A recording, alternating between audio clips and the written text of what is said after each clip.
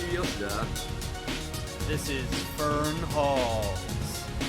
And you are listening to Aetheryte Radio. Aetheryte Radio. Here we go.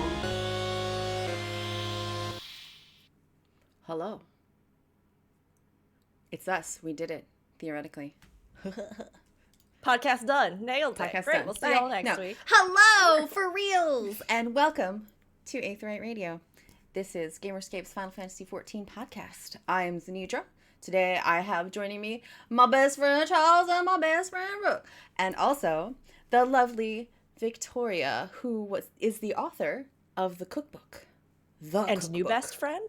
Maybe New best friend. Yes. We did have a lovely chat before the show.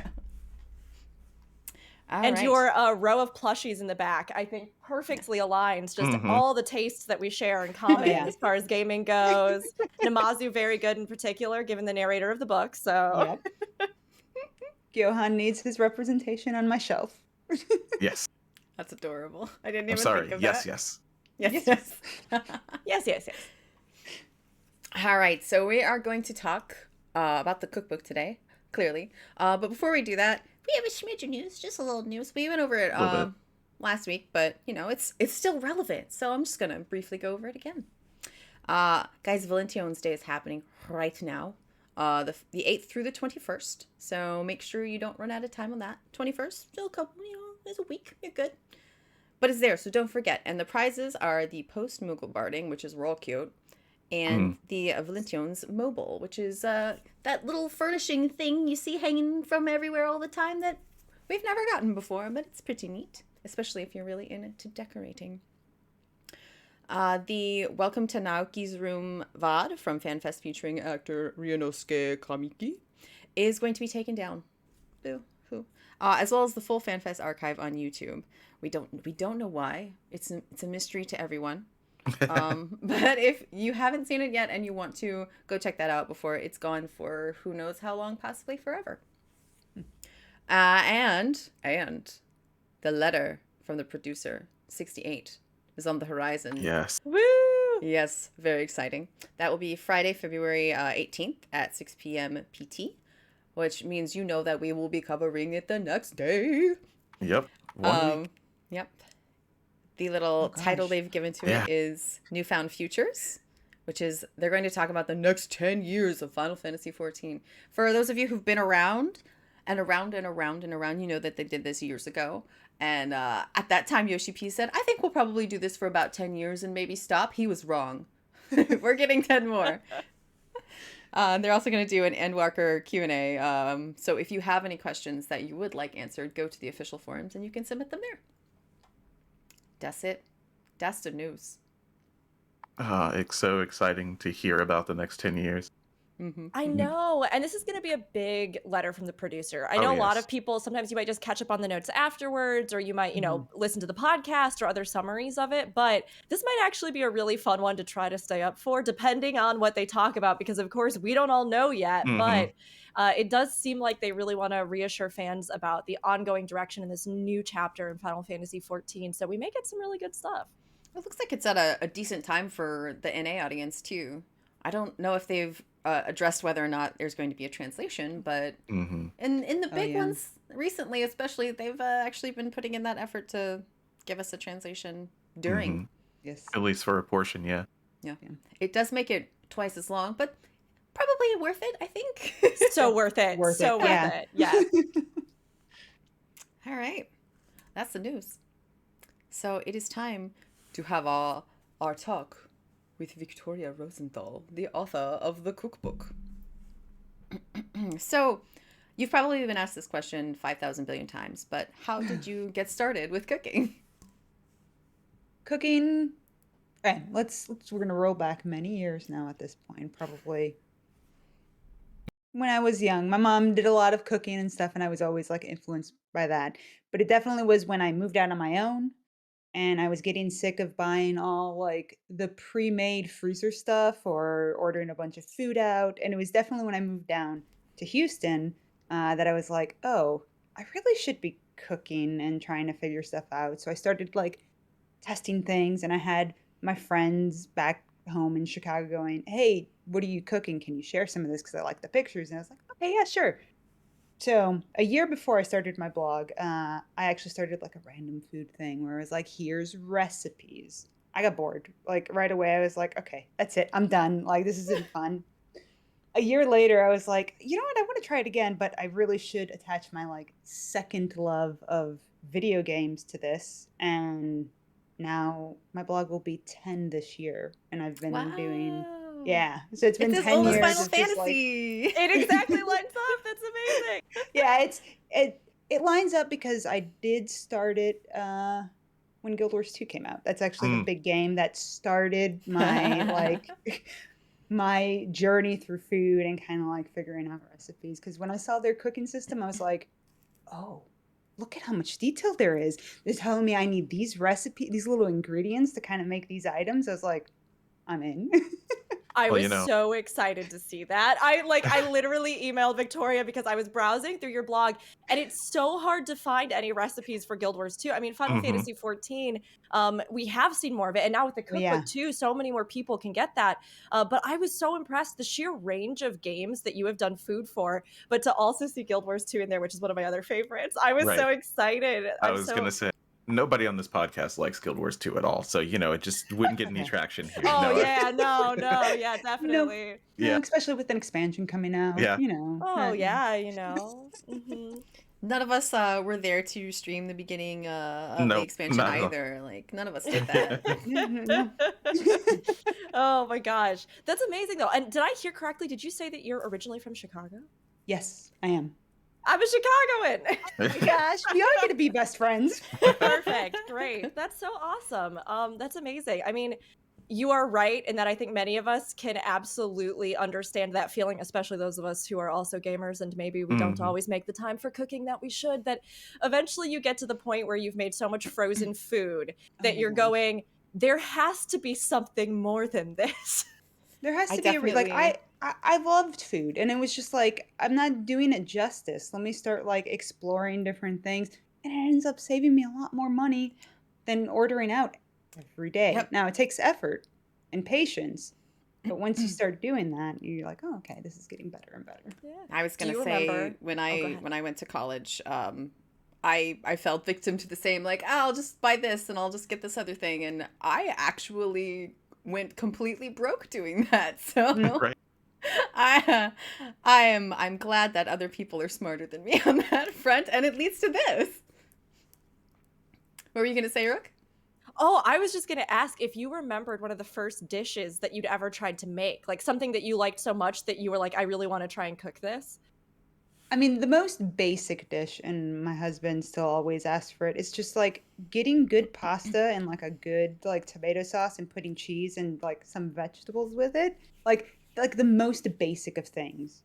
That was and it's like a fallback. If I go, oh no, I'm too busy, I didn't have time to cook, there's always like a thing of pasta and sauce that I could at least make that, which doesn't take much effort, and half of it is like pre-made, but it's still an effort being made there.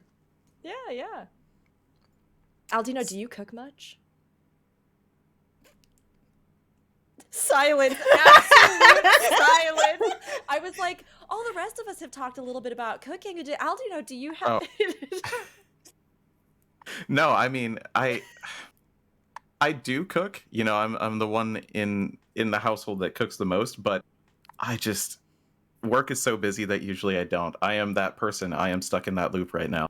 I actually didn't hear your question. Like, Discord freaked out for me for a second. So I was like, what are you talking about? I'm glad that it was so good.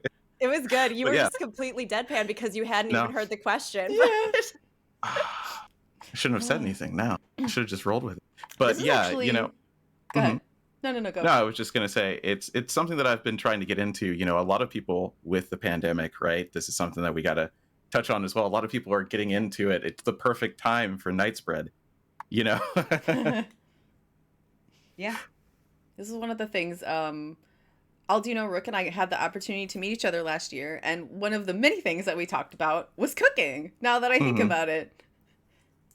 I mean, it's incredible because I think you're right. Like we take these journeys through games, but we have journeys in life as well. And cooking can be a big part of that, how people do or don't get connected to it, what kinds of foods they want to make. Mm-hmm. And I mean, it's amazing because in this cookbook that you made, there's such a range of food, which obviously reflects the huge range of areas and regions within Final Fantasy XIV as well. But I mean, it's incredible to start from pasta and then end up where you are now with like all this range of different types of food and experience and cultural food, and like that's amazing. Yeah, I do think there's like the benefit. I've always been in a big city like Chicago and then now Houston. So I've had access to a lot of different cuisines and stuff and exploring, and I have no fear of trying whatever. I will try something at least once. And some of like the stuff that I've learned is just sometimes talking to like the wait staff and saying, "Hey, what's in here? What's in this?" And then kind of getting like a little influence from that. Because I will say I am not trained in any format. I have a hard time calling myself like a chef because I'm not trained. I'm completely home trained. I'm a home cook is what I always say. But Mm-hmm. it's just a lot of research and just talking with people and figuring out, hey, what did you put in this? Oh, you put these ingredients in? No, that's a little different, and kind of figuring that out. So would you say your experience with video games then goes back a little bit further than the cooking? Very much so. I started playing games on like original Nintendo when I was like probably 4, 5, Mm-hmm. somewhere around that range. And ever since then, I kept playing games and I couldn't stop because they are so great and I enjoy like spending time. It's a way I've made many friends. I will say gaming like online has definitely helped during the pandemic. I'm able to Mm-hmm. keep in touch with friends. I'm able to play games with them still, even though we can't have people come over and sit down and play through an entire Yakuza game in a weekend anymore, but we could at least play games online together. Oh yes, I definitely miss that. You know, some friends and I played through a Tales of together in Oh, person, yes. and Yes, that. yeah, we had big weekends of Tales of where Mm-hmm. we had a friend coming in from Austin, spending an entire weekend with us. We played as much as we could. And then we'd be like, okay, we'll see you next weekend. Right. And to segue into cooking from there, when we did that, it was often whoever woke up first had to cook, right? Yeah. So And that would be a James. great time for, yeah. Well, he didn't, but that's fine. But that would have been a great time for any themed food, that's for sure. Oh, yeah. I mean, you mentioned Guild Wars 2 and seeing how like MMOs were contextualizing these recipes and like adding constantly new types of foods to the game. So is that what kind of for you, I mean, like you said, merged together the idea of like I'm going to do games and cooking and make this something like when you were getting ready to start the blog, or was there like more in that really inspired you to try and cook with games and food? Yeah, it was a lot of, well, one, I wanted to start like showing gamers that it's the kitchen's not too scary, and it like if you attach it to something, maybe they will recognize a game. It might convince them to like take that baby step in and start like cooking.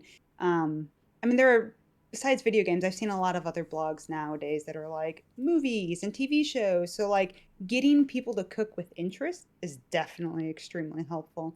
But it definitely was, I'm gonna say, yeah, Guild Wars 2 was definitely the game that I was just like, oh, this makes sense. Oh, developers are actually taking a moment and putting interesting food items instead of it just being, here's an apple, here's a piece of candy.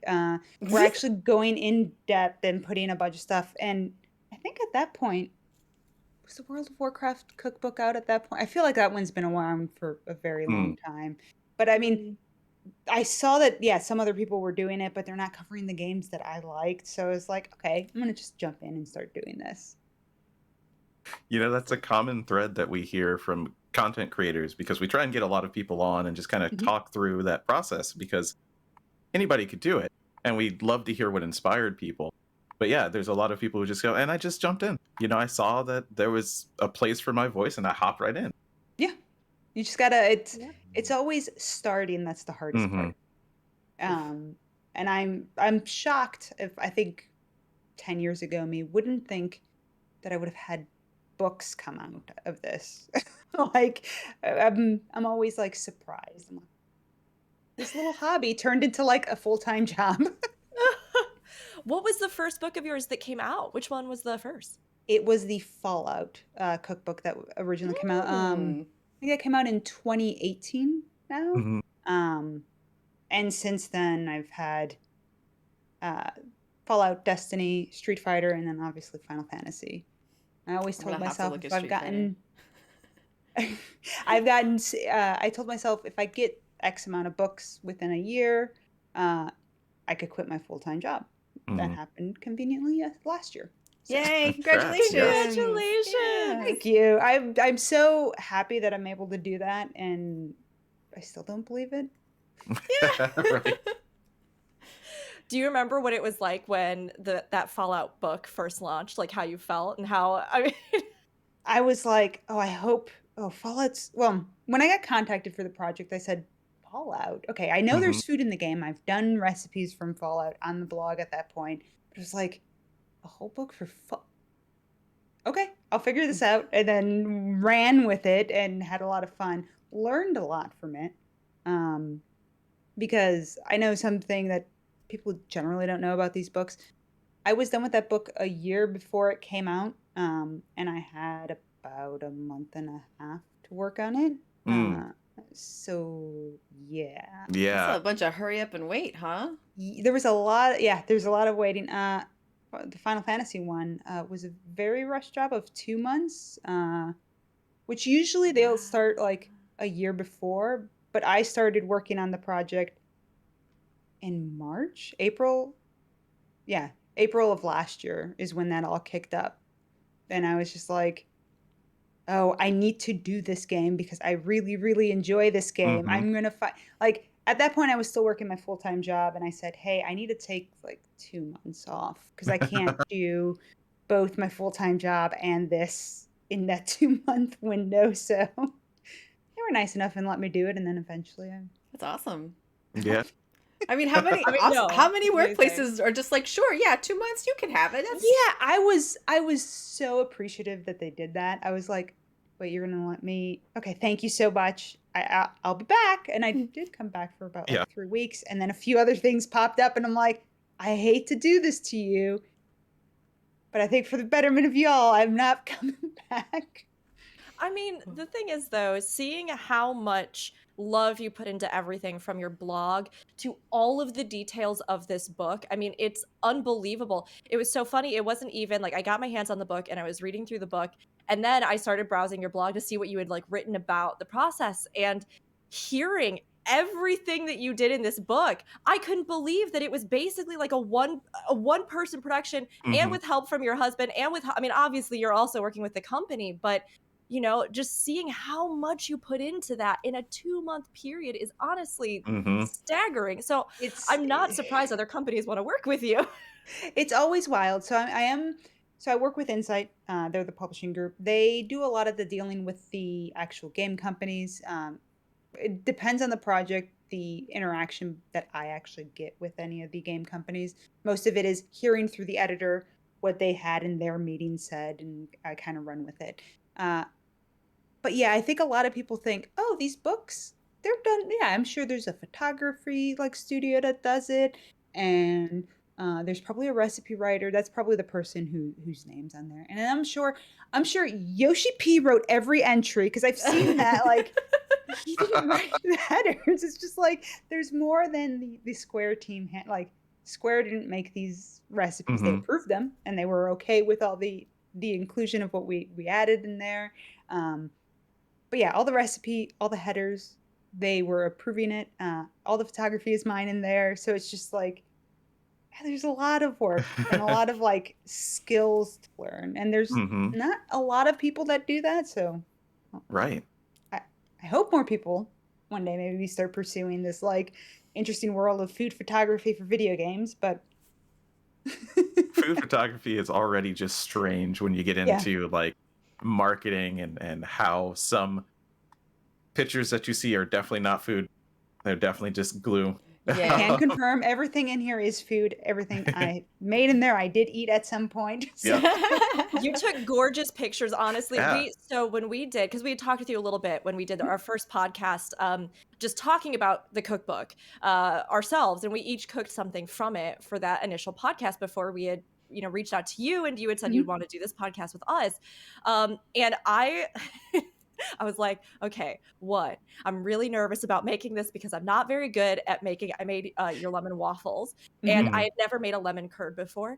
And I was like, I'm so nervous about this. I have no idea how it's going to turn out. My partner, who is like much more competent at like baking and doing those sorts of things than me, and I've made good strides, I feel pretty good, but like they are definitely more advanced. So they were helping me like figure out how to do it all. And then I got it all and I had it all settled there. And I was like, okay, now I'm going to perfectly drizzle this lemon curd over, and it like plopped all over the entire waffle. It was this huge runny mess. There's whipped cream everywhere. I'm like looking at your beautiful picture and then looking at my hot mess of a waffle. It's just like, this takes so much artistry and skill to not only make the food and make it taste incredible, but then to also take pictures that reflect just what you've done, Holy cow, that's a huge skill set. I'll be honest, if you look at now I look at the Fallout book and I go, those pictures, they're good. But man, those pictures, I've every book I'm learning something new and kind of testing new things and kind of increasing my knowledge of photography. So isn't that the way though of any creator? Like you look at your old work and you're like, oh wow, I sure did that. I look at like my like first few blog posts and I'm like, should I reshoot those pictures at some point? Do I have time to?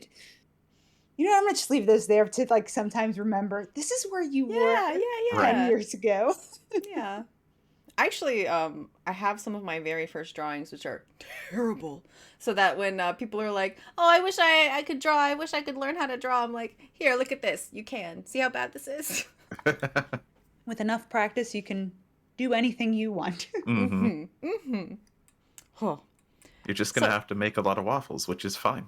Yeah. That's fine. No. There's no problem with that. Oh, no. You have to eat all the waffles you made? Oh, bummer.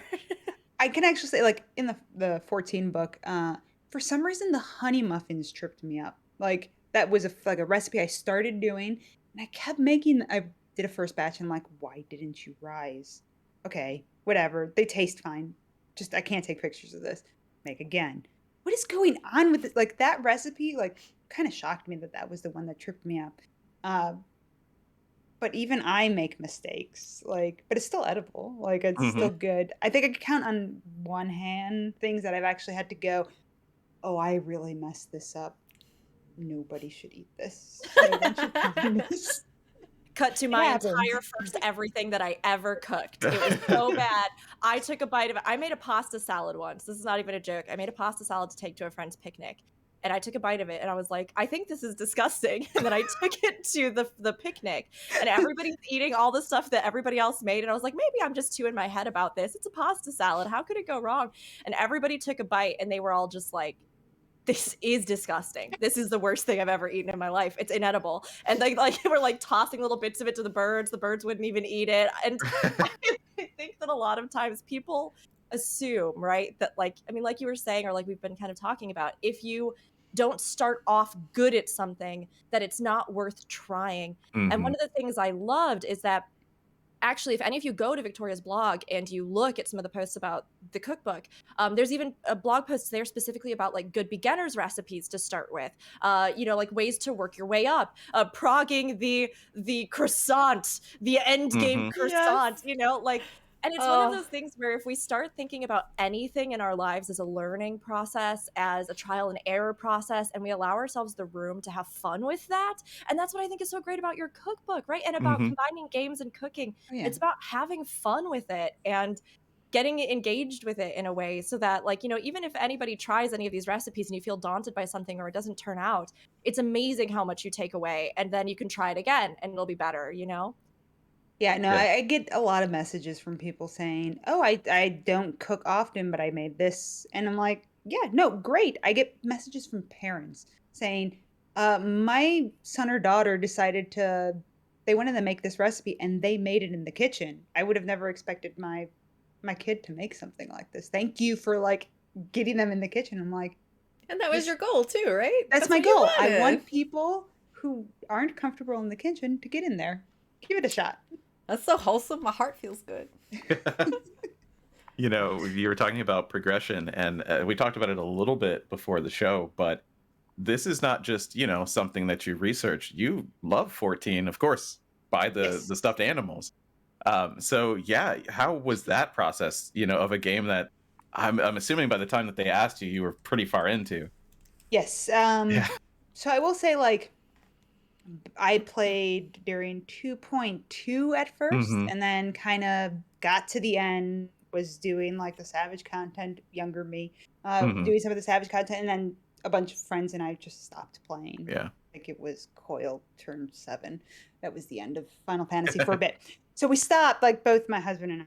Okay, the story at that time, we were both like, Yeah.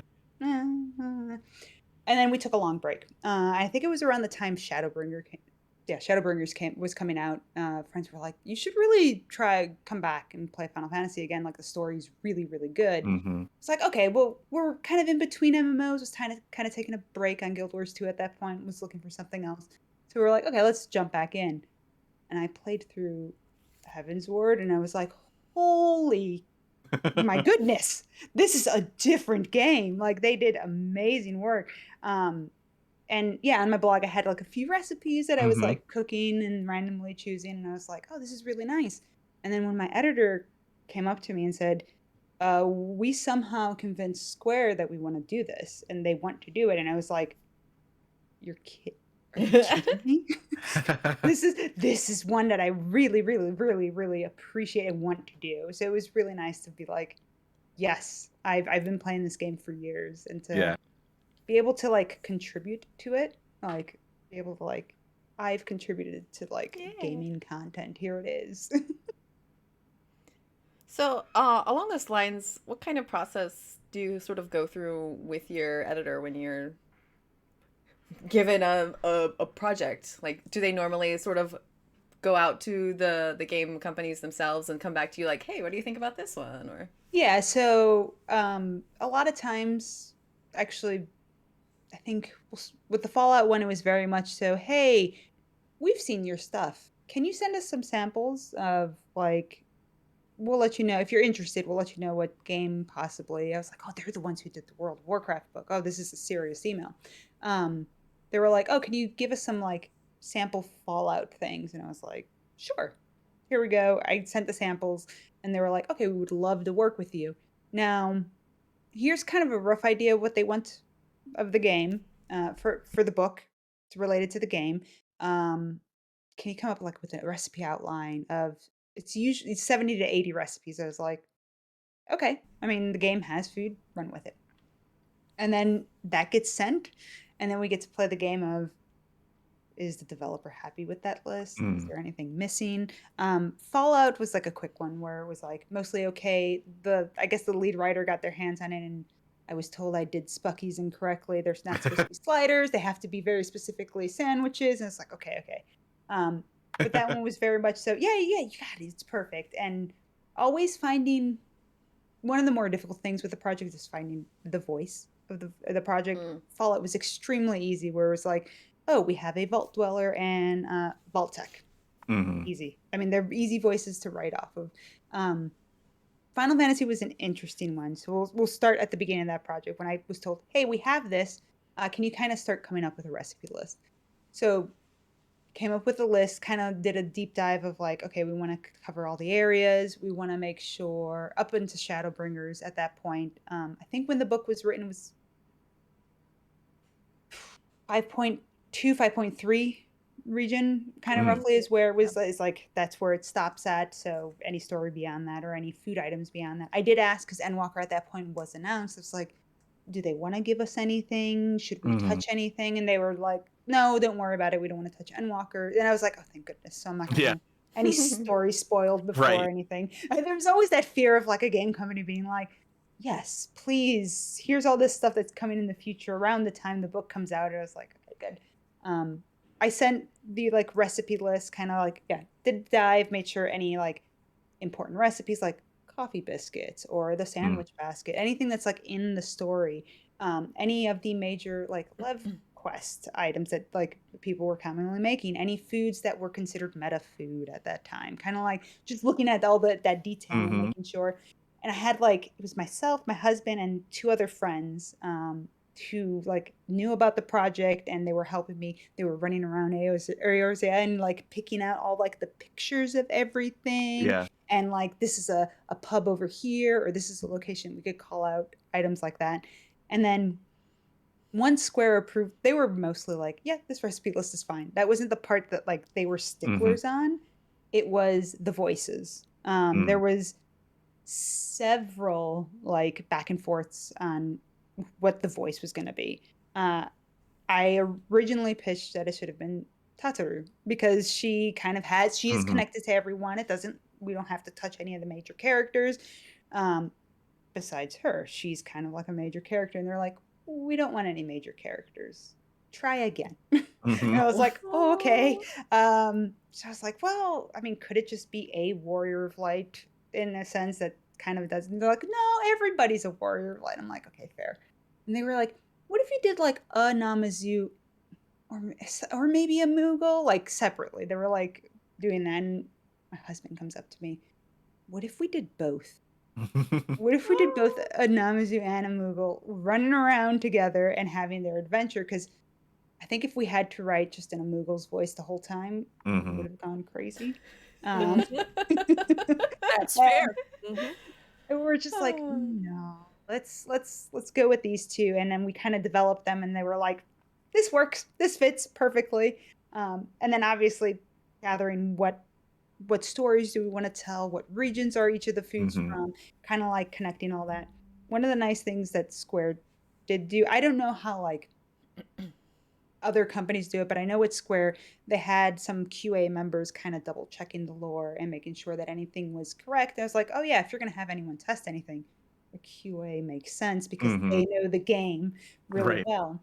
And always the tricky thing is not creating new lore, but taking lore that exists in the game and writing it in a unique way.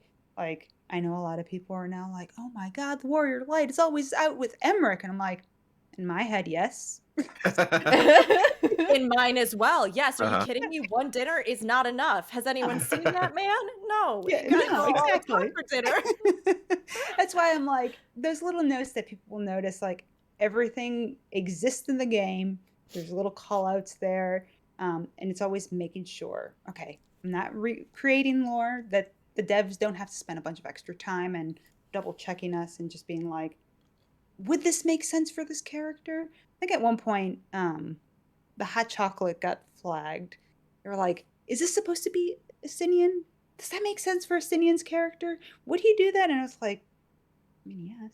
Yeah, you wouldn't let them touch the salt rock and lick it. Don't touch that. Not while you're in Ishgard.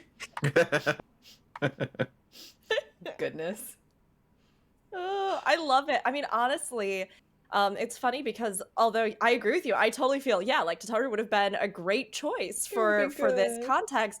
But at the same time, I was so surprised and delighted by the narrators that you chose. You know what I mean? Because it was one of those things where both of those different creatures on their own are charming and hilarious and adorable. And like you said, having both of them balanced the voices. So, you know, the extremely like over-characterized dialects that either race uses and stuff like that. You know, it felt fresh all the time going back and forth. And then it also, like you said, kind of filled out a component of the ongoing context and like backstory that is a constant part of the world. It may not always be what we see with the main characters, but there is this life that continues on. And 14 is always so good with even like Ishgardian restoration and other facets where it really doesn't feel like anything is just like a dead lore space in this game. You know, it's like everything has this ongoing life. And so I found myself just going, I love them even more now. I love these two little goofs. And I have to go now and I need to go look at all the Namazu again. I need to go hang out with the Moogles. And it's just so cute to see that. I love yeah. it. I love it. One of our fears too with like the Namazu, the only one you like really interact with if you don't do the beast tribe is like the rudest Namazu ever, and like is a terrible thing. It's like, no, the Namazu are great. They're wonderful. And I hope Gyohan at least bridges that gap and like they're good people. Do the Namazu beast tribe. They're good. Did you get to name them? Yes, we did name them. Oh, awesome. So it was funny. We were like, okay, we looked at a list of like all of the characters that are in game and everything. My husband was like, oh, Magria works because it'll be like the last 3 letters of my name. And I was like, of that. That's I was like, cute. thanks. So it's like a little like, I'm in there a little bit. And then Gyohan was just trying to think of how we landed on him, but I was like, Jeff, you know Gyohan means half fish, right? Like, that's like the translation. It's like, oh, that works. There was I love it. Remember, I'm looking for it. There was one recipe where the description is about him making, he's like deep frying something and he's worried he's gonna deep fry himself, and I thought it was the funniest thing I had. It was like one of the most charming and ridiculous because I was sitting there going, he is a fish. Like, yes. So if you're deep frying and you accidentally stick your hand in there, that's fried catfish. It's like, oh. Are you excited for the possibility of them actually putting your characters in the game? We hope so much. Like that was the thing. Like Jeff and I were just like, do you think maybe we'll find them like around the world, kind of like Alpha is like around, like showing up randomly. I'm like, it'd be so cute if there's like the 2 of them just kind of like eating food and enjoying themselves. But I don't think they exist yet, so have to keep a lookout. I'm hoping for it. It would be way too adorable not to do. Oh, I would love it. I feel like I already know them. I would love to actually see them in game. Be part of it a is quest. Definitely an interesting thing about a video game cookbook in that you do have to worry about the voice, right? It's tied to the narrative in some way, because a lot of people saw the cookbook and went, okay, it's a cookbook, but it is so much more than just that, right? You have the story kind of weaved into it, you have the illusion. So it's really, great that we're talking about it now. I think most people watching this know that there's a little bit more to it, but just hearing that ideation process is so much fun, and hearing that you got to pick the names too. Great. It was nice. I think that's one of the most important things with these books, is having them be in world and exist there. It really does help like the fan base. Like it's not just a cookbook. Sure, it's food. Those recipes are gonna work correctly. You're not gonna find a dodo in our world. So there's always that like exchange and kind of making sure things make sense. But if it does, I think if a book doesn't have, because there are some books out there that are just like, here's a game book, no description, no like game connection at all. I think that connection is probably one of the more important elements with these cookbooks. I love that you bring that up. I really enjoyed like even just like my initial flip through being like, all right, what's antelope here? What's this here? What's this here? Right, the translation. Obviously, antelope is a real thing, but like, we're not going to go and find that at the store. What do we use?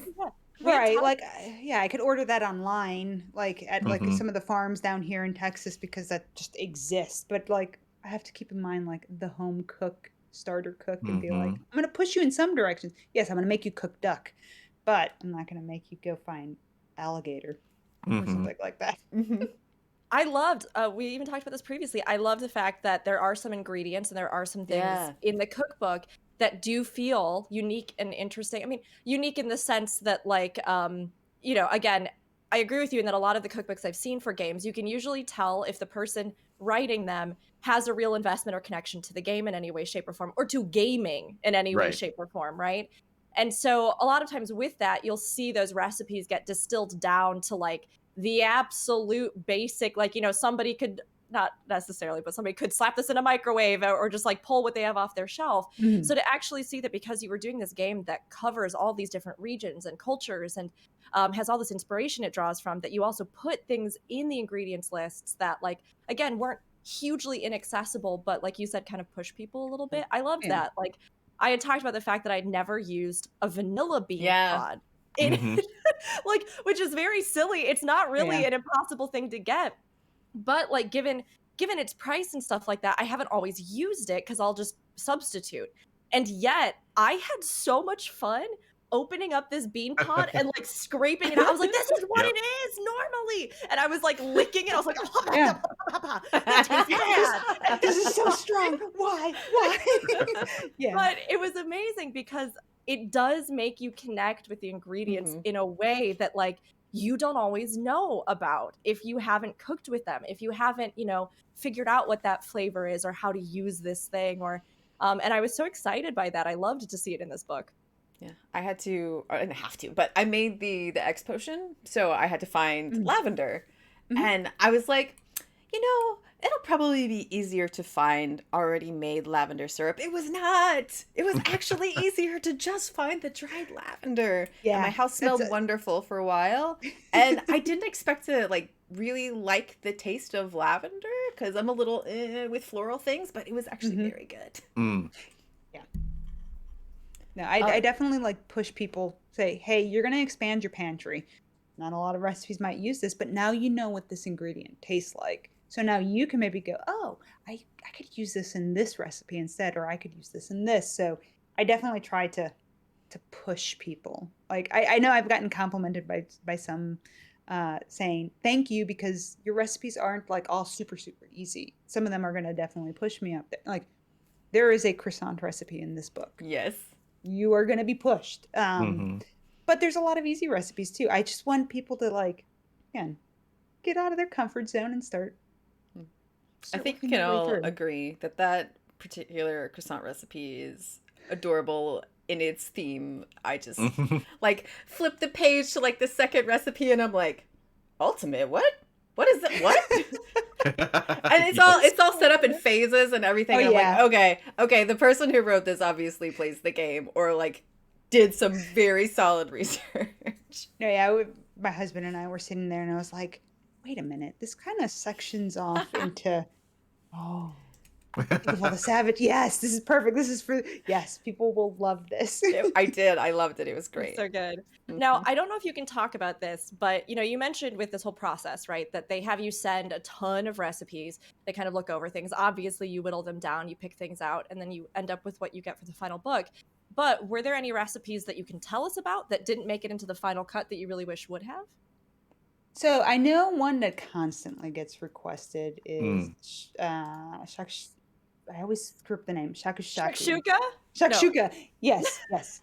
Right. Everyone why is that not in the book? And I was like, I wanted to include it, but this was actually not Square. This was Insight going, we had too many books with that recipe recently that we've released. So if we could avoid that, I'll have moments like that where it's I do have any of the Insight books that are gaming related. I say, hey, send me those so I can also cross-reference to make sure that there's not 10 of these same recipes in there. So that does happen. Trying to see, I have my list up. Everything that was on the original list did make it in, except for the ginger cookies. They were on the list, but I think that one had the cut wasn't working and stuff wasn't working, and then they were like, oh, it's fine, just cut it. Get rid of it. I was like, okay. I'm nice. Sad. You got everything in then. Yeah. I love ginger cookies, but I also love shakshuka. So I was really excited to see that in there. That's one of the hard things. There's so many recipes in this game, and it was I have to make sure to find the balance, to make sure that there are vegetarian recipes in there, that there are non-dairy recipes, just kind of covering everything in there.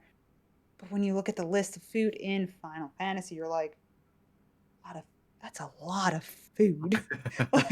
So cutting it down to 70 to 80 was definitely I should pick out these outstanding ones or whatever. I got final say. Sometimes game companies will be like, hey, can you make sure to include this? I feel like Square really didn't with this one. They were like, whatever, include what you want. You're like, cool, thanks, great, we'll do. See you in 2 months. Yep. So was that one of the first things, just giving them the list?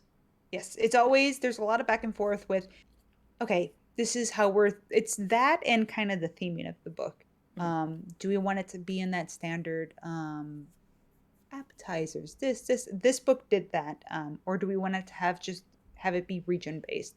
Because I know like the Destiny one, that is all like different regions of the world and kind of highlighting like the cuisine there. The Final Fantasy one has the regions in there, but it's split in between the different menu styles, like appetizers, breakfast. And that just felt a little better because, again, with the cooking in the game, you kind of get that feeling of like, yeah, everything's kind of divided up. Once they approve, usually the recipes will get kind of approved pretty quickly, and then it's the voice stuff that kind of has a lot of back and forth. We want like some samples of like the voices on top of like recipe text and maybe the introduction to kind of get a true telling of the voice. And once that happens, it's like, okay, time to do lots of writing and lots of reading and lots of like wikis are my best friend with these projects. It's like even playing the games, like you're gonna miss things or you're gonna forget things. I mean, a game that's 10 years old, you forget all the items and stuff. I know on some of the recipes that even made it into the book, my brain forgot to be like, double check what were the ingredients used in game. Oops. Like after the recipe got tested, I didn't get called out for it, but a lot of them I tried to make sure, okay, look at the wikis, kind of like make sure everything's in there, and okay, there we go, good. And then after that, it's just do some sample photographies on a few things and be like, is this style okay? Is this the direction that you're fine with us going with? Always asking companies to be like, do you have any props that we can borrow or give to make sure that works? I was super excited that they sent, and then they asked for it back, the Dome and Mahjong set. Oh, yes. No, they asked for it back? Yes, they were like, oh, can you send this back? I was like, oh, okay. I love playing Mahjong. I was happy that I was able to make a Mahjong joke in there with the honey muffins and that it was there because I'm like, most people hate Dome and Mahjong. I love Mahjong, so it's gonna be in the book. That's great. And then after that, yeah, it's a lot of like taking the pictures. This cover, I think there were 3 different cover reshoots because we had like a sample of one. I think if you turn into the book, one of the examples that we did, yeah, so that's the actual cover, and then there's one, let me see, where is it? One of the ones in like later in the book, somewhere in there, we had like exactly the layout when the X-Art gave you the sandwich basket. Like we had that exact scene set up. That was going to be one of those, and Square's like, that might be a little too spoilery for a cover.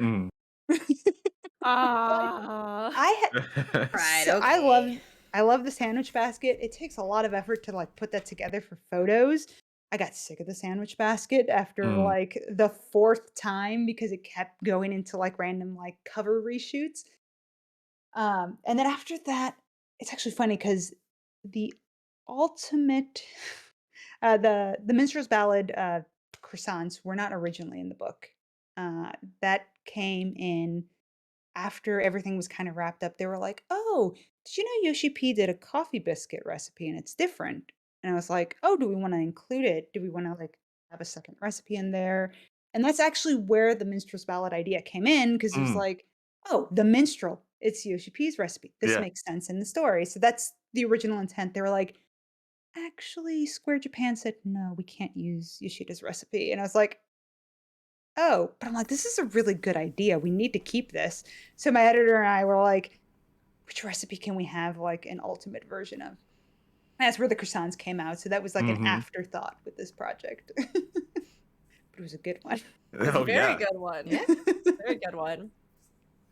That's amazing. I mean, it just makes sense that Yoshi P would want, or something from Yoshi P would try and make it in at the last second, just because of his history with the team. And then the team be like, no, they don't want it actually. I think it was Square Europe technically that was like the main like group they were working with for this. And then we were like, yeah, we sent it to Square Japan, and they were like, no, don't use that recipe. I was like, oh, okay. Now I want to know, is this something that he had put online, or was it just something that like he privately Yes. had made his own copy? Mhm. Oh, okay, No, okay, so okay. there is a thing. It is Yeah. online. I He think did he it did in the it on. video. Yeah, Yeah. he did it on the video. Ah, I And then see. that recipe, like a few people translated it, and I tried to make sure. And I was like, when I sent it, I was like, okay, this is what's out there. But I think there's always that worry of, okay, technically it is his recipe and it is Mhm. there, so there's always that like, is that okay? And they were like, I'm like, okay. Just not I deal with it. mean, Yeah. hey, look, I'm glad we got this amazing Yeah. croissant recipe. So I'm like, it's fine. That page was used. Those couple pages were used for something very good, very Exactly. memorable. Are there any other of those sorts of challenges you could think of when you were trying to put the book together? Anything that was difficult, yeah, about making I mean, the most difficult thing was figuring out the voices. There was like out of all the projects, this was the one that had the most back and forth. Like trying to make sure that yes, we got the voices right and that the lore was correctly done. I mean, the Street Fighter one was like the easiest, which was weird because it was like, oh, we did it, and we read a lot of wikis for that book. But they had no issues with any of it. But like Square was very much so. We need to make sure that the lore is correct because people will catch us and they Mhm. will like cross reference and they'll be like, well, in the game this happened, but the cookbook said this. Which one's right? It's like, I mean, it's an official product. Whatever Square says. Yeah. All right. Well, moving on from the book a little bit, what made you start your Twitch channel? So my Twitch channel is very much so a small hobby thing to do occasionally, and it's a good way for me to kind of like catch up with my like community in a sense, kind of say hi, hey, I'm cooking, and I also wanted to just kind of highlight some of the like cookbooks that I've worked on and the recipes in there, and show people, hey, this is how it's done. Even I don't follow my own rules sometimes, and I mess up my recipe. There's a lot of times I'll say on stream, don't do what I'm doing, just follow what past me said. Um, but it's a good way for me to show people, hey, I'm in the kitchen. I could give more details. I say, if you have any questions, ask questions. It's just it's another resource for people to learn how to cook a recipe because I know everyone learns a little differently. I mean, sometimes recipe writing, they don't want to read through it. That's not enough. A video would work better. I felt that streaming was a little easier to jump into than video editing because Mhm. that's many hours of other stuff. And I was like, this is the less like a put camera up kind of, it's a low budget stream, but it works and it like shows everything. I mean, that's why on my website I have pictures because I Mhm. want to make sure everyone has different ways of learning. This is a good way to at least meet that bridge there. So Yeah. Make yourself available for questions. It's so nice of you. yeah. No, I'm always like, if anyone ever has a question, if you find an error in the book, because there's definitely been, it's always funny. You could have many, many editors read things, but things get missed. Mhm. I've had many people come up to me and be like, is this right? And I'm like, No. oh, how did that get through? How did that happen? I have like a list of it, and like future prints will have updates of it. I keep meaning to like update my big post with like an errata section that says Mhm. this should say, like the biggest mistake that I had someone point out was actually with the bacon bread. It's supposed to say stone ground mustard. It says ground mustard, which is very different. And Mm. having 2 cups of it, 2 cups of ground mustard, like please don't do that. How did that get missed? Just one word. I'm like, Just One little word word. changes the whole context. Yes. Yes, I'm like that's why I've had people go, is this right? That sounds like a lot of ground mustard. I'm like, oh no. So you heard it here, everybody. Stone ground mustard, not just ground mustard. Yeah, please, my gosh, please. Okay. I'm distracted by the chat. I'm so sorry. You're Alright. good. We had actually, we asked chat if they had any questions, and a few are coming in, which we will definitely add in here. And if anybody else has any, feel free to ask. Yes. I'm always answering questions. Always Really willing, quick. with Yeah. questions that I can answer. Yeah. Mhm. All right. Let's hand in hand Veiled Lady's questions with one of ours. Ours is, what was your favorite recipe from the cookbook, if you have one? Hers was, what was the most challenging recipe to translate? Okay, so my favorites, I'll go favorites with an S. I really like the pizza in there. It was actually the first time I started experimenting with using a cast iron for pizza making. And I do think if you don't have a pizza oven, I've learned that cast iron is like the cheapest option to not require you to get a pizza stone and all that, but it gets you like a really good, like crunchy crust. So I think it's a good starter pizza recipe to get your hands into that. The other one I really like, and it's the one that I see everybody making, is the farmer's breakfast. Right. Like it's like one of the easier recipes in the book, but it's so good. Right. Like I could just keep eating it. And the other question, challenging recipe to translate. I'm like, let me look at the list. All right. To like That's always go back like through your memories. go back through memories of a year ago almost, right? I guess probably I'm gonna go. Actually, the princess pudding was one because there was many directions that could have taken. Like I could have done a English style, what they would consider a pudding, or like a fruit cake, or whatever it could have been. And I was like, you know what? There is no ingredients list on this side. It's just like an item. I'm like, I want chocolate. It's gonna be a molten lava cake because it looks like one. Like there's always that moment of like, oh, well, this is only an image. Let's make sure we kind of get close to it. And if there's like ingredient items, kind of like being like, okay, is this right? Is this okay? So. Yeah, I mean, pudding is important to everyone in 14. Definitely nowadays. That's my where I'm gosh. gonna go. Oh Just my cannot- gosh. Yes. Like the moment I was like, screenshot.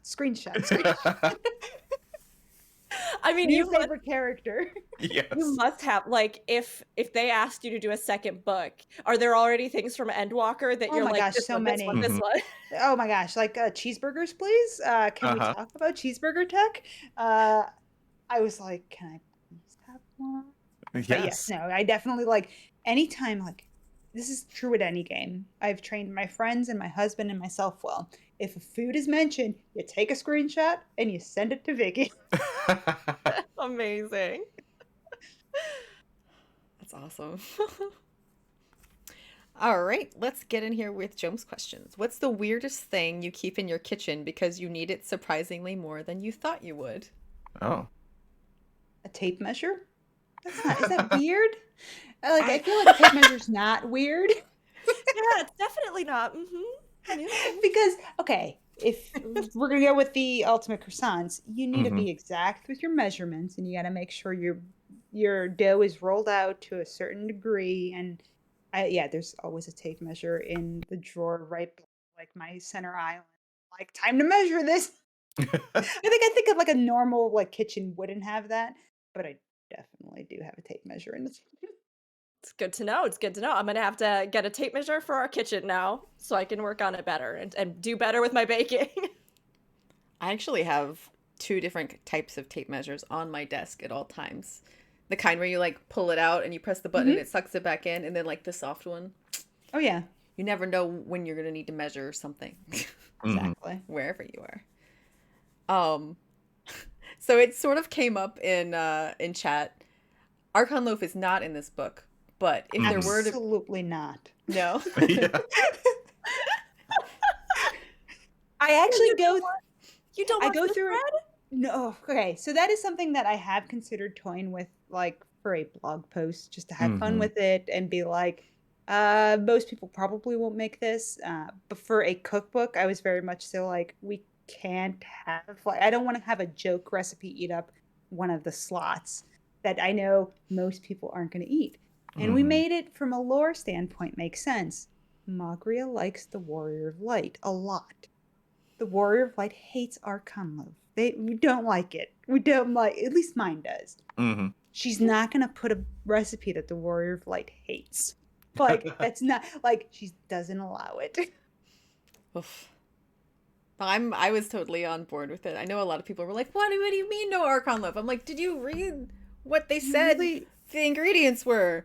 The ingredients are like there is like in Endwalker they kind of like try to make a better version of it than that exists, and that's useful information. But like the Archon loaf that was presented at the time that the book was written at 5.3 is very much so like, no. I mean, canonically, yeah, you're right. It is meant to be gross to most people who are just like eating it and would be familiar with like eating food because it tastes good, right? Like wanting to eat something that to them is enjoyable. And the fact that they say so many times in the game that like many people who are not from Charlian are like, what is this foul thing you have given me? Like, what is this? This keeps me going. Whatever, I'm going to eat this and it's good enough. It's like, but It's why? This sure is sustenance. Being in the Bay Area, it's very tech bro. I just need to consume nutrients, you know? Like it makes perfect sense, but let's not make it. And I'm very much so in the like food is to be enjoyed and like shared with. I'm not going to share probably stale fish loaves with people. Like no. But I could do it as a challenge maybe on the blog to be like, here you go. Here's this funny recipe. Yeah. I feel like there has to be a way to make it palatable. Yes, for sure. But I just don't know. You know, I'm trying to imagine what it would be like if I were there sitting and eating it. And I just can't quite put my finger on it. Yeah. Right. Like I said, I think with like the description of it in the game, at that time, no. But I think now with the new kind of like going down that rabbit hole of like making it better and doing it well, that might be the right route to be like, maybe in a future book, maybe there will be this new bread that's not only if Yoshi P asked nicely. Yes. I'm told you specifically. Redeem Archon loaf. People have been talking bad about Charlian. The rest of the food, like in that area, come on, like they keep like going, no, that's the terrible food, but the cafe has it happening there. It's just like, yes. I'm ready for what's it called? A Nautilus mug. I just need a giant oversized my gosh, in my life. I know. Yeah. I immediately had to browse Etsy and like ordered one that I found for a friend, but it's still not perfect. I need like the exact replica. There are so many things like in the game that I'm like, how is this not merchandise yet? Like people will buy this. Yep. Just make it. I wanted to ask, what is your favorite 14 related memory, and did that like lead to a recipe? So I saw this question earlier and I was talking with my husband because I was like, oh my gosh. The first thing that popped up in my head was when we were playing in 2.x or whatever, whenever we were playing originally, we were going through the current extreme stuff. We were doing Aetheryte. This was when we were learning. We were failing the nail section. We didn't do that, and he was starting to do his Enrage. Me thinking I could bypass that. I, as a white mage, was like, I'm going to limit break. Brought everyone else back up to life. And we're like, oh, okay, we cheated the system. And he's like, nah, here's the Enrage again. And we're all like, what? Why did this happen? What happened? We thought we like gamed it. I'm just like, good job, us. The other thing that always stands out, like for 14 in general, was the time we went to Japan in 2015, and we were able to go to the cafe, and that was kind of like a nice little experience of us, like, oh, we're here, we were playing the game, and these are our characters. And when you get the little like coasters, we're like, oh, let's make sure we get each of the classes that we play, and kind of like get to send that there. So that always has like a little special place in my heart. Super cute. Oh, so I have a dumb suggestion. Well, not really a suggestion, but you talking about getting roasted twice, like twice baked potatoes, popped right into my head. It's actually funny because before, like actually after the book was mostly done, we got really into Eureka, and like we are conveniently on Primal, where like a Mhm. lot of Eureka players are, and there was a very nice community. And I was so sad we made 0 Eureka references in the book because it was done before that. And there's a lot of things like that I want to be like thanking the community that exists there, because there's a very nice group of people. I'm always going to Mhm. shout out the helplines like Discord. They're really, really nice. They took me through to get my asthma mount. So it's like, thank you, y'all. I did this. But I was sad that we weren't able to make a reference there just because it's a really nice community. Mhm. Eureka's not scary, everybody. There's really nice people out there running it. Have you thought about, so like obviously, especially in a lot of MMOs, there's so much wealth for like crafting systems where they have food items in game. But have you done, and if you have, please feel free to shout them out. But have you done recipes that are more like abstractions of different things, like this boss if they were a drink, or this, you know, I mean, you were talking about Ozma, and I immediately thought of Mhm. like, oh, you could use one of those like shiny silvery liqueurs or something. Or, like, Yeah. I'm a I sucker for know. those. There are a lot of like other blogs out there that do that, like, Mhm. oh, this is inspired by this, or a lot of desserts that look like X or whatever. I think one of my big things that I've kept with is I want it to always be an item that's in game, and kind of like, I guess that kind of will differentiate me from like other sites in a sense that it has to be an item that's in game. I have considered doing like silly joke things occasionally, like, oh, I wanted to at one point when we were doing Eureka, I was like, oh, we could have like a Eureka like menu kind of like with all the jokes that exist, because like Mhm. the crab boss there, we always were like, oh, there's crab culture where you immediately pull the crab boss because that's it. Everyone needs this item that he drops. And it's just stuff like that. It was like funny little jokes we could make and saying thank you, group. But beyond that, like I said, for the most part, it's I want to do like in-game recipes Mhm. and kind of stay in that route. absolutely makes sense. Are there, I've gone off book now with the questions, but it's just because I'm just so curious. I love Yeah. like hearing everything that you're saying. Are there any games that you would love to do a cookbook for that you haven't? Yakuza. Yeah. Yakuza, I love it.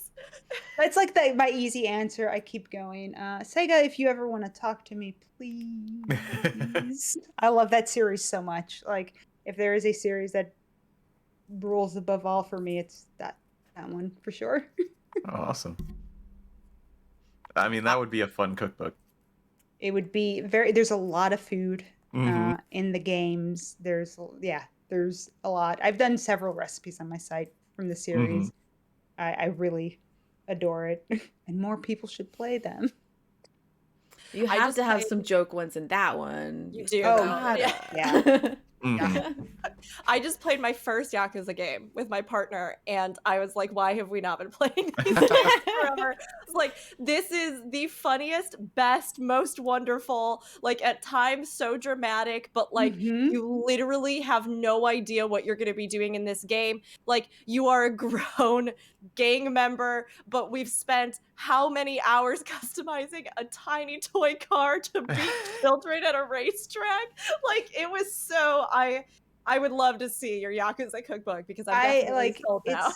It's such a fun game. Like, yeah, there's the very dramatic story pieces that Mhm. exist there, but they know how to pace it with all the extra stuff on the outside that you could do to kind of like, oh, that was too much. I need a moment. I'm gonna go sing karaoke for a while. Yeah. I'm gonna go have a meal with my friends. Like, it's a series that I've been playing for a while, and I always tell people, please play it. It's very good.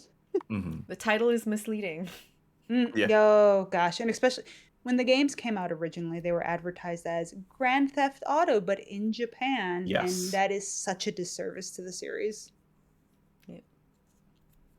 Oh, I really want to know. What class do you play? I play a white mage, and I'm Best a friends. bitter Hey, white best mage. friends. Best friend. I'm also the resident white mage. No, that's awesome. You said you were a bitter white mage? Yeah, I mean, I look at some of the stuff we got, and I'm like, all the other healers are cooler than us now. Don't We're believe that. so- Don't believe the slander, Victoria. Oh, no, I haven't swapped. I very specifically am a stubborn Yeah. white mage with my hold on, my mana's running out. Gotta keep hitting lucid dreaming. I hope I don't die. Yeah. What drew you to a white mage specifically? Ooh, why did I make that decision 10 years ago? Never changed? At the time. Yeah, I'd never I've been consistently a white mage. I think at the time my husband was playing a warrior. And we're like, oh, just this makes the queues faster. So we just kind of like did that for a while, and then after the break we came back. My husband's like, well, the warrior stuff's kind of boring, so he swapped to Dark Knight. So he's a bitter Dark Knight too. And stubborn and won't change. So that all works out for us. We're just stubborn and continue to play our classes, but they're great fun. And I love being able to be like, I'm in charge. If you die, this is your own doing, and I get to choose if you come. I definitely killed somebody the other day on purpose when I was healing. It was Monty. I killed Monty the other day. I forget. Oh my gosh, Xenedra. Yeah. Rook's co-healer. You gotta rescue someone into a spot because they've been misbehaving. So he was misbehaving, but I didn't even rescue him. I was just like, well, they're your mobs now. I'm gonna bye. Xenedra, he deserved it because he did rescue me into death recently. It was just karma. Yep. Just static things, it's fine. We love you, Monty. Please don't be sad. But that's the fun of the role too, just having that sort of control, right? You think you're in charge, Tank, but you wait. No. So that's why I like DPS. Look, I just get in the car, I hit the things along the way, and we're done. That's it. I hit them very hard, and that's what I need to do. And I behave. I have never... Go ahead. No, you go ahead. Go ahead. No, I was gonna say I've played like Red Mage because I like that ability to res people just in case we had too many healers. But I was playing Bard and I was like, this is too many buttons to click. I hit glare. That's all I need to hit. This is easier. I'm like, as I gotten older, I'm like, this is good enough for me. Bard is an interesting beast in that it doesn't really play like anything else. Everything else, you just follow the pattern. Bard is like, here's the sideline, here's the sideline, here's the sideline, here's the sideline. It's just things procking. Things, okay, I'm hitting things. Now, chat does have the question, and I know you may not be able to talk about this, but, you can direct people where you'd like. Do you have a cookbook in progress right now? And can we talk about it? Or where should people make sure to look out to get information about it whenever you can talk about it? If there is one. No. I can't talk about it. It's the easy answer. I can't talk about anything that is happening. It's always safe to assume that maybe something is in the works. If you want the latest and greatest information of releases when they are announced, my Twitter feed, Pixelated Vika, that'll get you that information. And my blog is a lot of free content. So there are a lot of recipes on there. A lot of recipes. So you could at least get that, and maybe some of the games that you really enjoy might already be on there. Because I don't focus on one game. I keep it whatever games I'm currently playing or any requests that I've gotten over the years. So keep an eye out. Please look forward to it. Please look forward to it. Please do look forward to it. I'm sure things will be coming up soon.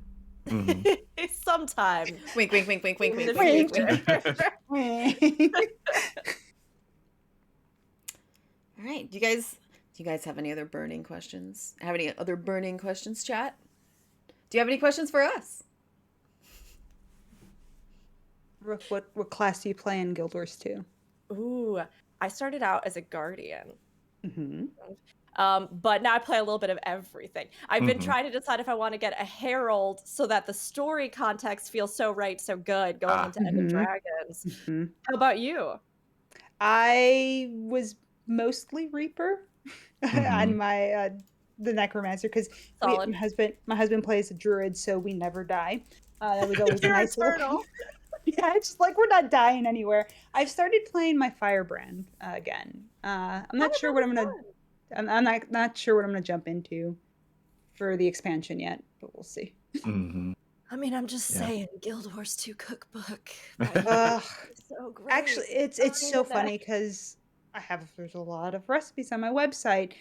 Before I got contacted about like the Fallout one, I was talking with a friend. I'm like, mate, I'd love to write real cookbooks. Guild Wars 2 would be very good.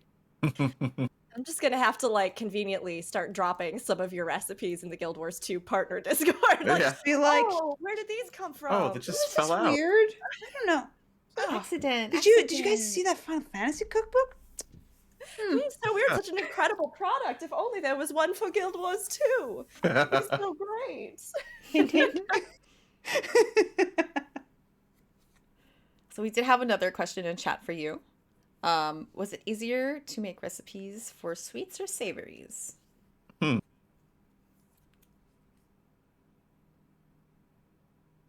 I think both have their challenges. I think savory in general is easier. My biggest thing with sweets is sometimes the finessing that is required for it, like making it look super pretty. That's why a lot of times I think you'll see with the dessert stuff, there will never be fondant in a recipe. Hate fondant.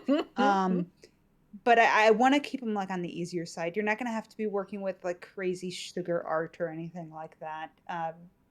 Because I'm thinking of home cooks. Like that's what I'm thinking of. But sweets are so hard because I'm like, I don't want a whole cake in my house because I'm going to eat the whole cake. Yeah. I am my own worst enemy. So I'm lucky that I have friends that are like willing to like stop by the place and be like, please take this away from me. Thank you. Yeah. Friend. Such an inconvenience for them to have to eat the incredible cake you made. Mm-hmm. Oh gosh, yeah, I think there might be volunteers for that, maybe. Oh, always. It's just, it's always impressive. Yeah, that I'm like, why do I have a whole batch of cookies here? Please, somebody take it. I'll eat them if they stay here. It's very dangerous. Oh yeah, no, I have no self-control. There was a question in chat about how many of the recipes that we had made from the cookbook. And, we made the ones that day and made some of the coffee ones. I personally have made a few of the others, but the one that I really want to make, I haven't made yet, is the one for, is it chawanmushi? Is that, I can't remember. It's a dessert that's like a savory. I actually was so excited to see that in the book because I am a filthy role player. And I have a character who is based in the region and in the city of Kugane. And when I had been researching a bunch of different foods and even looking more because I really love Japanese food or food from all of the different countries that encompass in different places in East Asia and cultures in East Asia, I've always been really curious about learning more. And one of the recipes I'd come across while I was researching this was chawanmushi. And I was so excited because it was one that I didn't think that I just didn't expect it would make it into the book. And I was so glad that it did, honestly.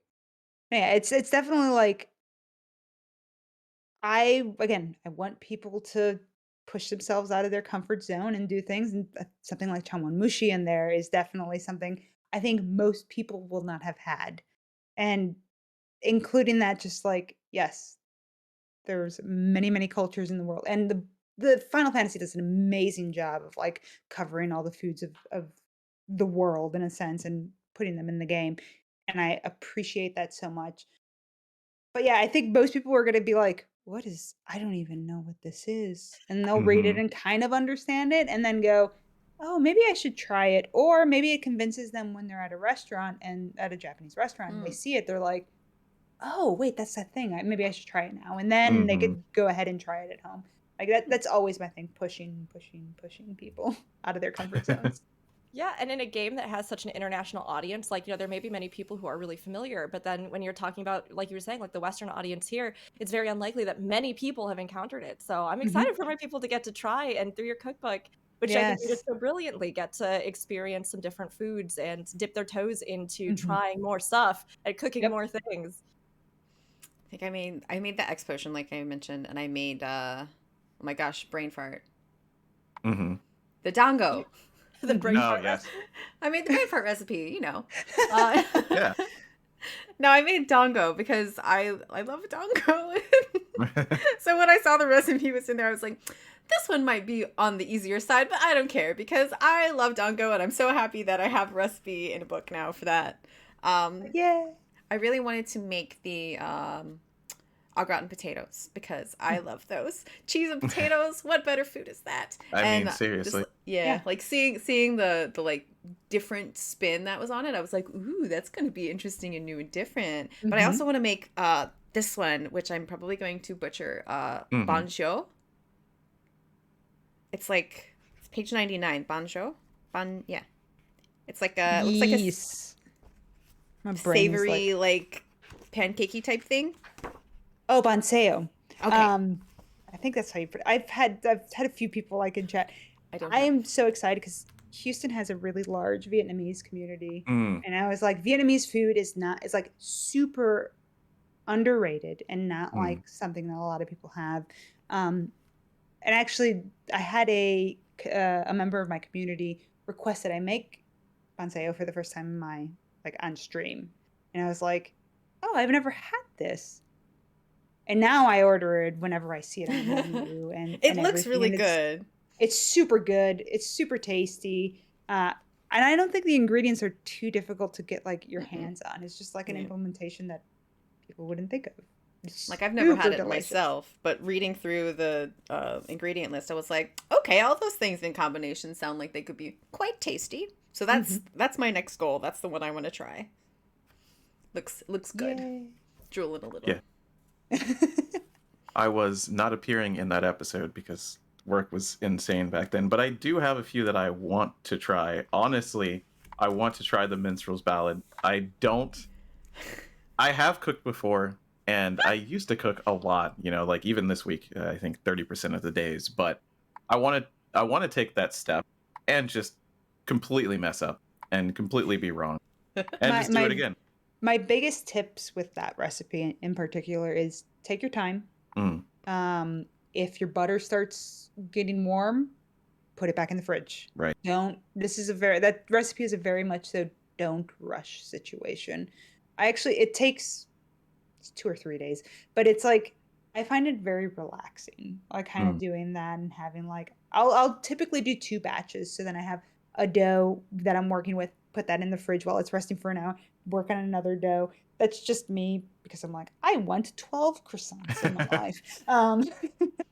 And when given the option, more is better. Yes, it takes more work and it does take a lot of effort, but they're worth it. They're so good. Maybe I'll make this next week.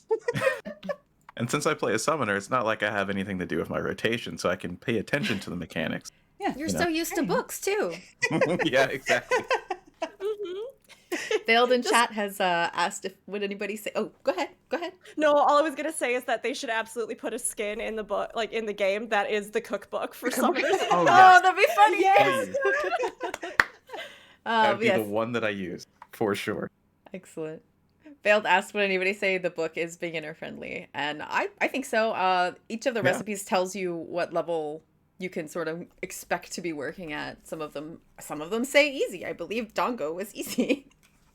Yeah, I do think if people ever want to get a flavor for my writing, my blog is the best place to check out. It's free content. There's going to be slightly trickier things on there because I'm this is a blog. Someone's not paying for admission to get in there. But it'll at least give you an understanding of how I write my recipes and what you could kind of expect. But I always try to make sure that there are a good amount of easier recipes for people to jump into. And then if they're wanting to take that next level, they move up and kind of cook their way through a book.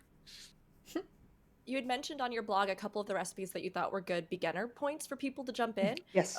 Would you want to talk about this so that if people are just getting the book and they aren't like Aldianaux who immediately wants to go straight into Ultimate with no gear on, then where could they start? Where could they start with it? I'm going to pull up the post so I know exactly what past me had said. So I do think, I think the easiest recipe in the book that's going to get you started is the farmer's breakfast. I think that is a very good, easy starting recipe with some extra layers of things that you wouldn't typically do for an egg dish. You have to make your potatoes ahead of time. So that's starting to get you used to roasting things. and then you're gonna have to put everything together and you pop it in the oven. It does its own thing. I would say the night's bread is a good introductory bread recipe. Like, it doesn't require too much work. There may be many tears, but you'll be fine. But why? I was actually so excited to see the night's bread because before the pandemic, like for my wedding, God, 2 years ago or however long now, 3, I don't even know what is time since the pandemic started. I was like, I've always wanted to learn how to make my own bread. And so I put all these things on the list to make bread. And then lo and behold, here we are several years later. And I'm like, I didn't do that. And I really wish that I had done that because I love bread so much. So when I saw that recipe, I cried a little bit because of how sad it made me with the little quote that you put in there. Thanks for that, Victoria. But then after that, I was really excited because it does look like a good introductory bread recipe. It's a nice, easy one. You're not having to deal with like sourdoughs or a starter or anything. You're using yeast. You kind of mix it together. You let it go to sleep in the fridge for a while, and then you bake it eventually. Like, there's not that much that goes on there. That's very, very nice, like, starter one.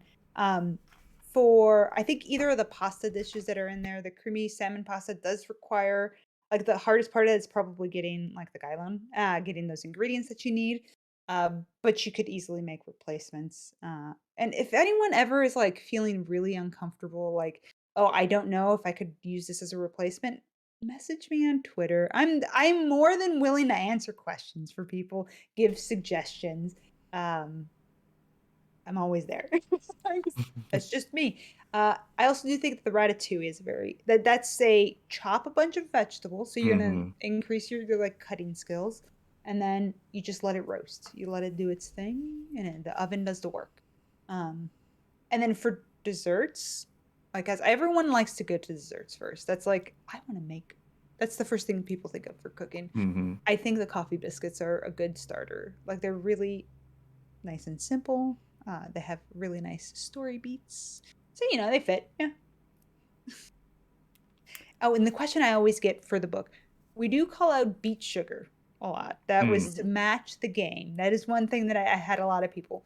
You can replace it with regular old white sugar.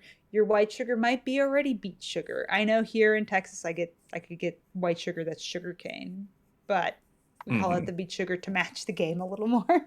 That's so funny. Bebop, my partner, asked me, why did you order beet sugar? And I was like sitting there holding the huge bag and I was like, Victoria said to. Don't worry about it. I need it. I really have liked experimenting with different types of flour and sugars and even like milk alternatives and things like that recently. Right. Because I think they do change the flavor a little bit, or, at least offer a good substitute or like broaden your knowledge of like the sources and types of places that you can get that same kind of thing from. So I was excited to see it. You know what I really liked, since we talked about the night's bread, and we talked about this particular detail the last time we talked about the cookbook on the show. But some of the recipes, you make the night's bread, for example, and then you turn around and make it into Launosian toast. So you make your own bread, and then you turn that, and that's exactly what you do in the game, and I really loved that. Right. Yeah, it was definitely elements of that. That one's funny because that was on my blog originally. Any of the recipes that made it into the book that were on the blog are no longer on the blog for obvious reasons. But obviously big updates did happen because of that. But that one, I had it in a 2-series post where it was like, make the bread. Now we're going to use the bread. I didn't even think about it. There's like there's a finger sandwich recipe on my site that uses the same bread. Should probably check that. Make sure it doesn't link to anything.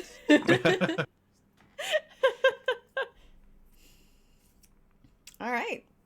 Well, I think that we have covered our bases for today. I'm going to give you one last chance, chat. Any more questions?